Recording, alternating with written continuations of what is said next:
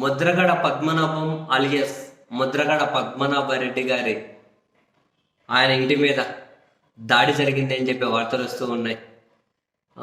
Tractor వేసుకొని వెళ్ళి ఆయన ఇంటి ముందు ఆ ర్యామ్ మీద కారు పార్క్ చేసి ఉంటే ఆ కారును బలంగా ఢీకొట్టి దిగి జై జనసేన అని చెప్పి ఆయన ఇంటి మీదకు వెళ్ళారు అని సమాచారం అందుకున్న పోలీసులు అక్కడికి చేరుకొని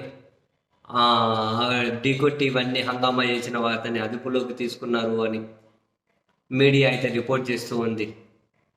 అండ్ వైఎస్ఆర్ కాంగ్రెస్ పార్టీకి సంబంధించినటువంటి శ్రేణులు ముద్రగడ పద్మనాభం ఇంటి దగ్గరికి చేరుకుంటున్నట్లుగా వార్తలు వస్తూ ఉన్నాయి. యాక్చువల్గా ముద్రగడ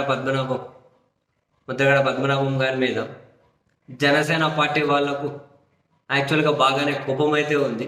ఇప్పుడు ఈ ఎపిసోడ్ వెనక ఏం జరిగింది, ఫ్యాక్ట్స్ ఏంటి అన్నది పోలీసులు ఏమన్నా చెబితే చూడాలి. బట్ ముద్రగడ పద్మనాభం గారి మీద కోపం అయితే జనసేన వాళ్ళకు చాలా ఎక్కువగానే ఉందిలేండి.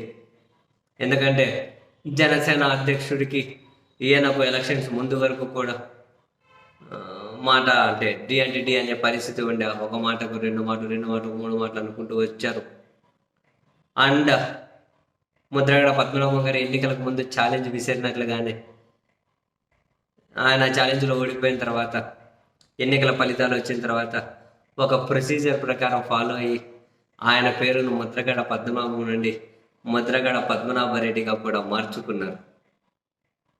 ముద్రగడ పద్మనాభరెడ్డిగా కూడా. సో ఒక రకంగా ఆయన సామాజిక వర్గంలోని కొందరికి జనసేన అధ్యక్షుడి మీద విపరీతమైన భక్తి ఉన్న కొందరికి ముద్రగడ పద్మనాభం అంటే బాగా ద్వేషం, వ్యతిరేకత, కోపం అయితే మెండుగానే ఉంది. అది ఇప్పటి వరకు డైరెక్ట్గా అటాక్స్ ఈ విధంగా అయితే ఎక్కడ బయట పెట్టలేదు. కానీ బట్ ఇప్పుడేమో మరి ఆయన కారును ఢీకొట్టి జై జనసేన నినాదాలు ఇచ్చారు అని చెప్పి కొన్ని మీడియాలో వార్తలు వస్తూ ఉన్నాయి. మరి ఎందుకు ఢీకొట్టాడు, ఎందుకు పోలీసులు అదుపులోకి తీసుకున్నారట చూడాలి. మరి పోలీసులు ఏమన్నా ప్రకటన రిలీజ్ చేస్తారేమో దీని మీద.